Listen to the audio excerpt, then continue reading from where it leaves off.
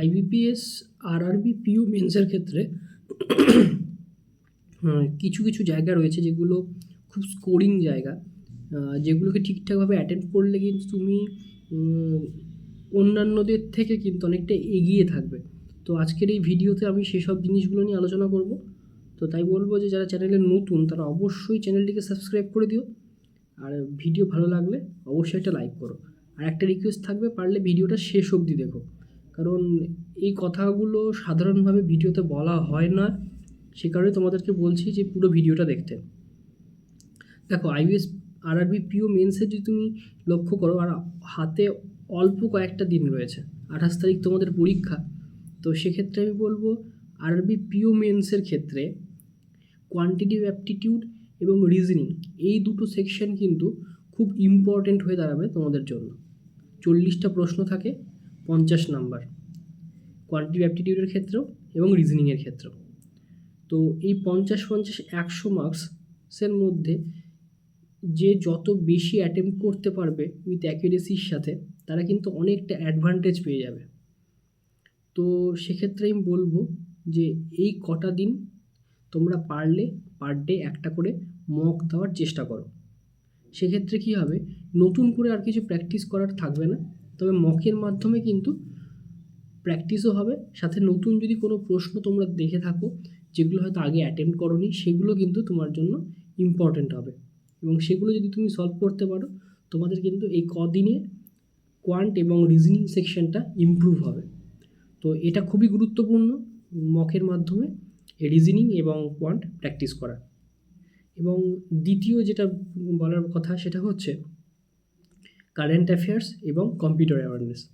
Current affairs এবং computer awareness সম্পর্কে বলার আগে আমি তোমাকে এটা মাথায় রাখতে হবে, যদি তোমাদের থিওরির পোর্শনটা কম্পিউটারের ক্ষেত্রে ভালো করে পড়া থাকে এবং কারেন্ট অ্যাফেয়ার্স যদি ডিটেলে তোমরা পড়ার থাকে, তাহলে আমি বলবো যে এই কটা দিনে মাল্টিপল টাইম রিভিশন দেওয়ার চেষ্টা করো যতটা সম্ভব।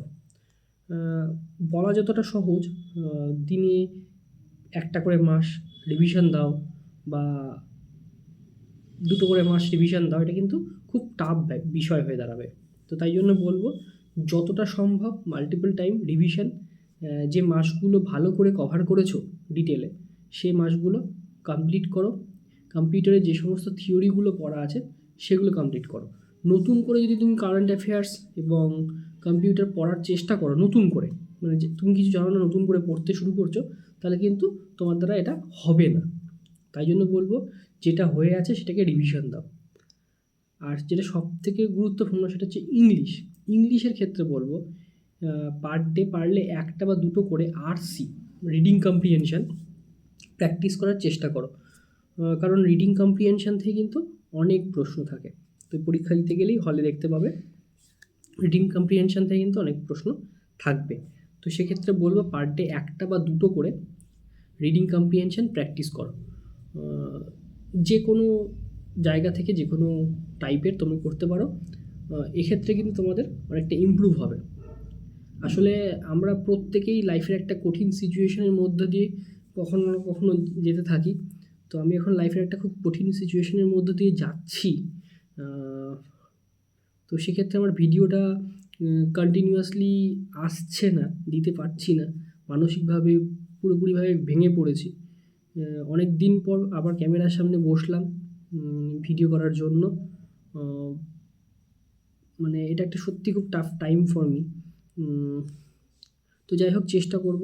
আমার ইচ্ছে ছিল যে এই আরআরবি পিইউ এবং আরআরবি ক্লার্কে তোমাদেরকে কন্টিনিউয়াসলি একটা সাপোর্ট দিয়ে যাওয়ার, তো সেটা হলো না। তো যাই হোক, আশা করছি আগামী দিনগুলোতে কন্টিনিউয়াসলি ভিডিও দেওয়ার মানে দিতে পারবো, চেষ্টা করব। তো দেখা যাক কী হয়।